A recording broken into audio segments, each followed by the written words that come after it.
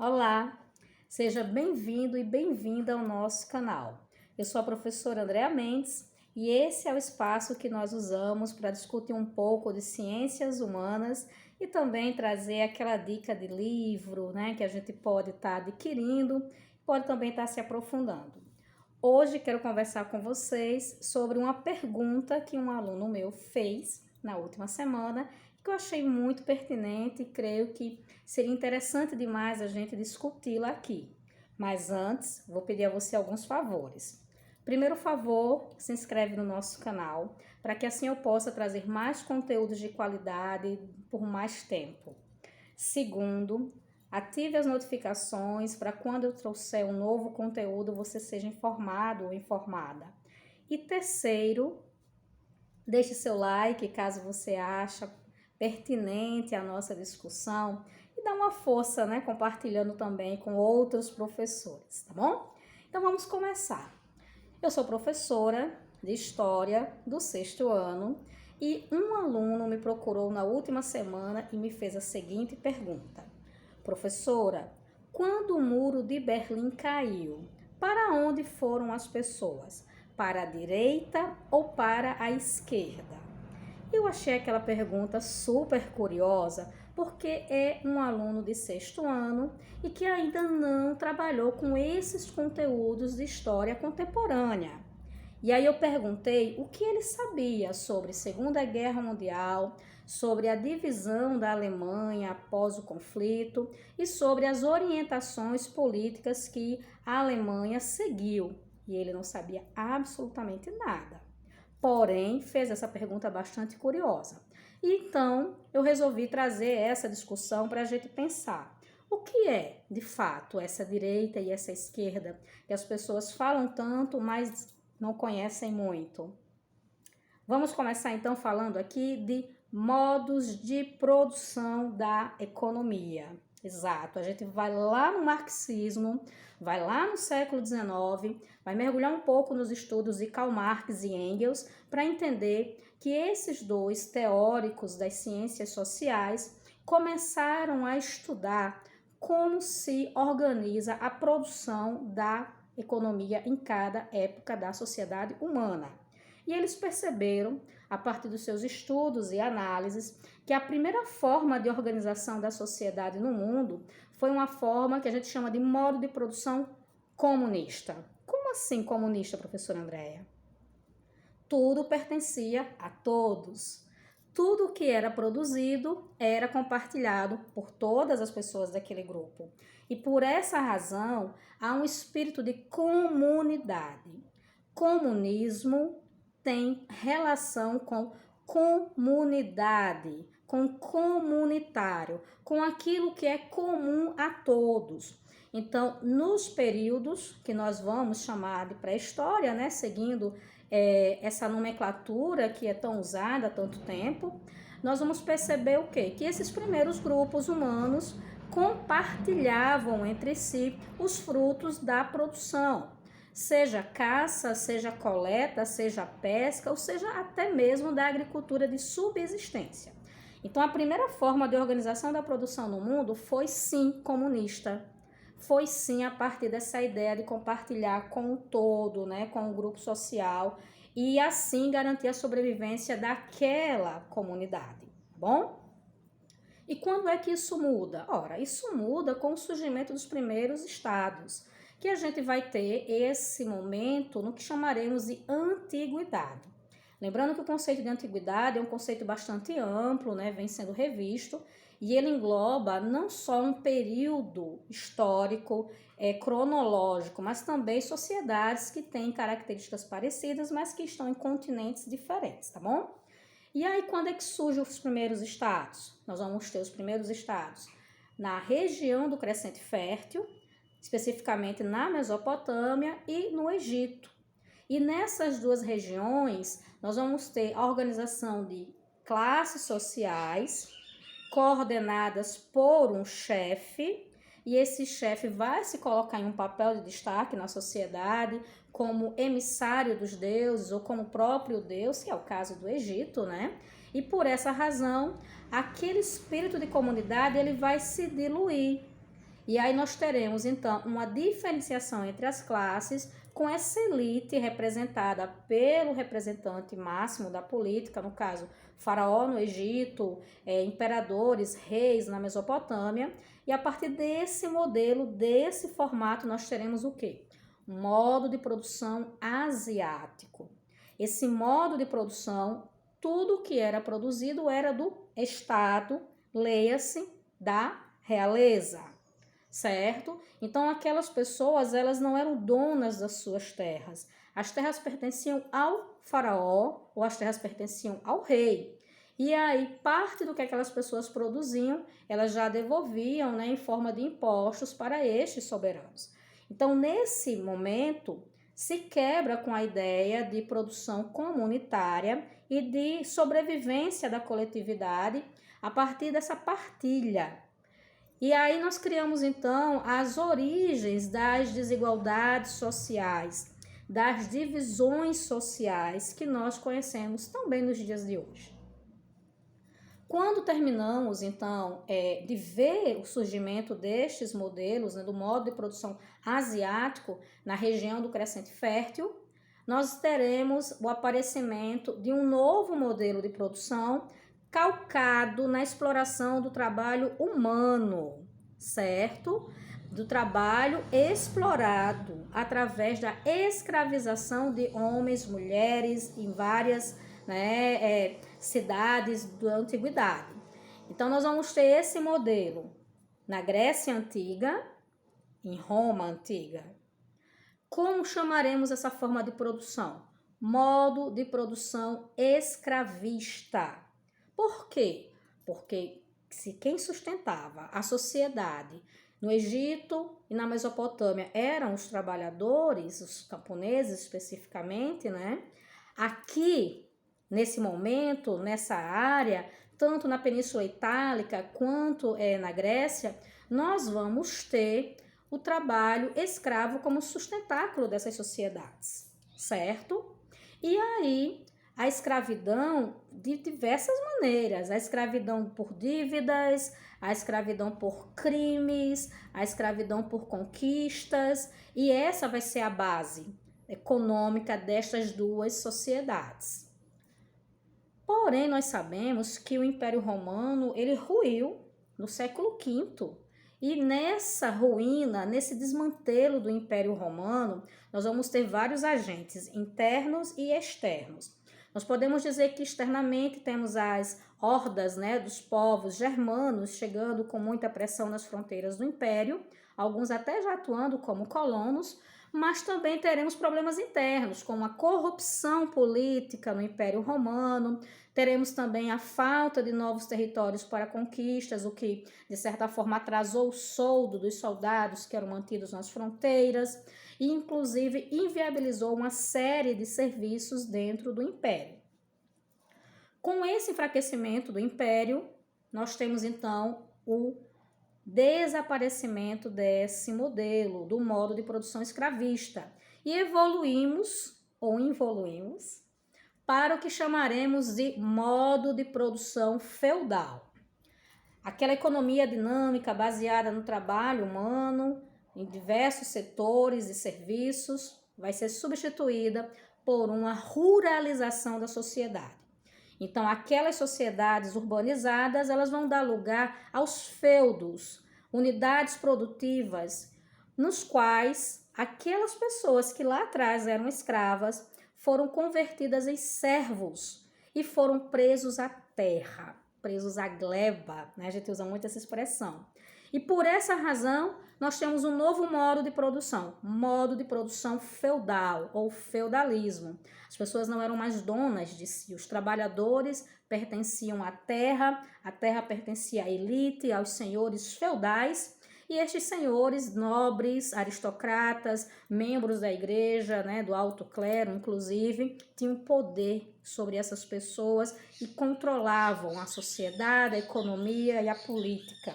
E esse modelo, ele se instalou até mais ou menos o século XII, quando começam os primeiros sinais da crise do feudalismo, já resultado do processo das cruzadas, já em resultado também da reurbanização, do retorno ao comércio e principalmente da tomada do mar Mediterrâneo pelos turcos otomanos.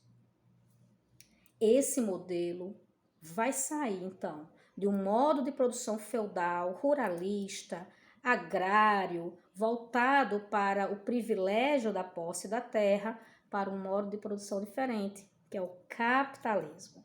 Então, nesse modelo capitalista, que vai começar lá dentro da Idade Média, nós veremos primeiro a sua face do capitalismo comercial, que vai ter o auge no processo das grandes navegações europeias, quando o velho mundo acredita que está descobrindo um novo mundo, mas um novo mundo que já estava habitado há muito tempo, não é verdade? Exato. E o que é interessante, o processo das grandes navegações vai então impulsionar o desenvolvimento do capitalismo, nessa busca por mercadorias, por mercados consumidores, mas também por mão de obra barata. E a escravização que existia lá na Grécia e em Roma volta com a nova roupagem. Por que nova roupagem? Porque agora as pessoas que são escravizadas, elas se transformam em objetos também de venda. E essa escravização, que existia de uma forma diferente, por exemplo, no continente africano, vai ter uma nova configuração a partir da percepção, a partir da atuação dos povos ibéricos, principalmente de Portugal e Espanha. Nós não falamos mais escravidão, percebem? Falamos escravização.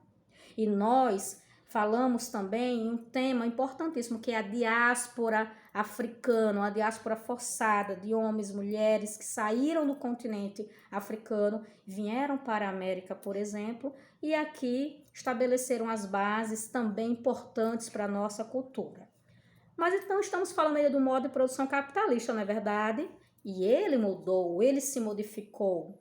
Então, ele sai do modo de produção capitalista comercial e vai para o industrial. E depois ele vai para o financeiro. E aí nós chegamos, então, ao século XIX, que esse modo de produção capitalista ele está se passando para uma nova fase e, de repente, aparece Marx e Engels e avaliam tudo aquilo e percebem que o capitalismo ele tem seus limites, mas que o capitalismo ele precisa ser vencido pelos próprios agentes, pelas próprias pessoas que estão dentro dele. E como isso pode ser feito? O capitalismo gerou desigualdades econômicas, sociais, políticas, o capitalismo gerou guerras, o capitalismo gerou uma série de submissões e que agora, no final do século XIX, ele já está avançando para uma nova fase. E é quando esses teóricos pensam que há duas possibilidades. A primeira possibilidade é que o capitalismo ele passe por uma transição e o modo de produção capitalista se transforme num modo de produção socialista, onde, prestem atenção, características dessa economia de mercado ainda subsistiriam, mas já dariam início a uma economia de transição que permitiria, então, maior autonomia dos operários, dos trabalhadores, que teriam conhecimento sobre o valor das mercadorias, teriam conhecimento sobre o que é mais-valia, ou seja, as horas trabalhadas a mais para sustentar o seu patrão, para garantir o lucro da empresa.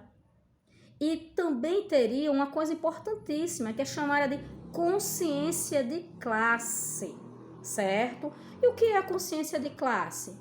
É eu saber a que classe social eu pertenço, quais são meus interesses, quais são minhas necessidades, quais são as minhas lutas, quais são as minhas demandas, quais são as minhas pautas políticas.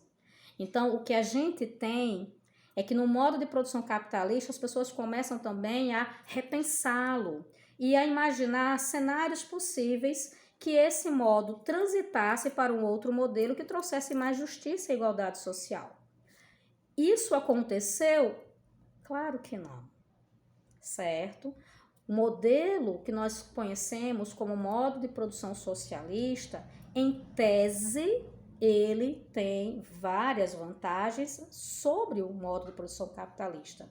Mas na prática houve diferenças entre os pensamentos, houve divergências e houve também bastantes equívocos.